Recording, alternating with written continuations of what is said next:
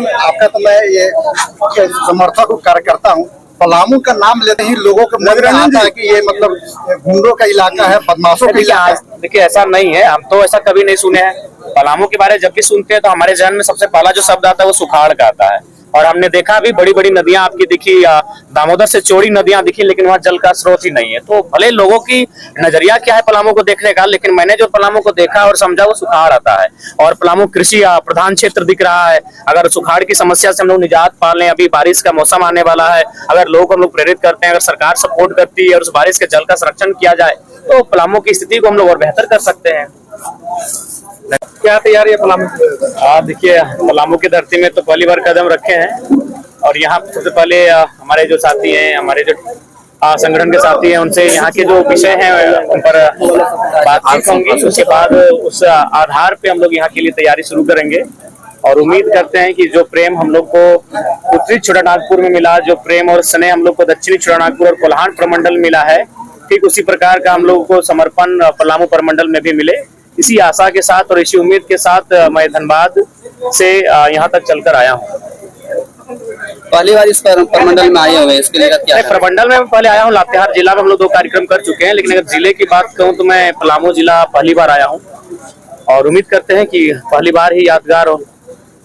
चुनाव भी लड़ने की तैयारी है यहाँ से? हाँ बिल्कुल, पलामू प्रमंडल से। क्या मुद्दा होगा सर?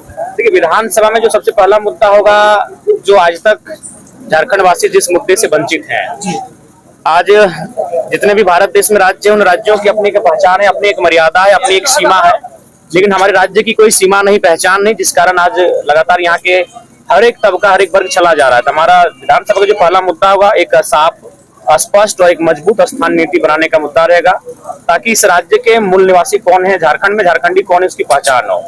हमेशा स्थानीय नीति की बात होती है, पलामू के इलाके के लिए अलग स्थानीय नीति बन जाती है, चाहे जिनकी भी सरकार है वो अलग यहाँ का स्थानीय, चाहे भोजपुरी हो, मगही हो, इलाके में बहुल इलाका है, बावजूद इनकी उपेक्षा की जा रही है। तो क्या इस इलाके की?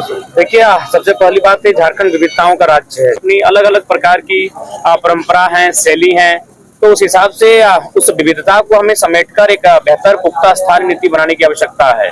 और बहुत ऐसे राज्य हैं, अगर आप पूर्वोत्तर भारत में चले जाएं तो वहाँ बहुत सारे ऐसे कानून है जो राज्य में नहीं जिलों में अप्लाई होते हैं, चूंकि विविधता है।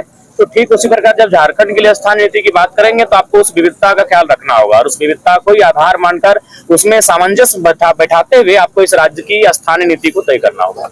दादा, आपको अगर प्रभार दिया जाता है राज्य चलाने का, सबसे पहला मुद्दा आपका सबसे पहला कदम क्या होगा? देखिए सबसे पहले एक स्थानीय बेहतर स्थानीय नीति बनाकर जो युवा, चूंकि हम लोग युवाओं के बीच से आए हैं, तो युवाओं का जो फ्री एंड फेयर एग्जाम है उस पर हम लोग बात करेंगे, नियमित जो परीक्षाएं ली जाएंगी उस पर हम लोग काम करेंगे। दादा एक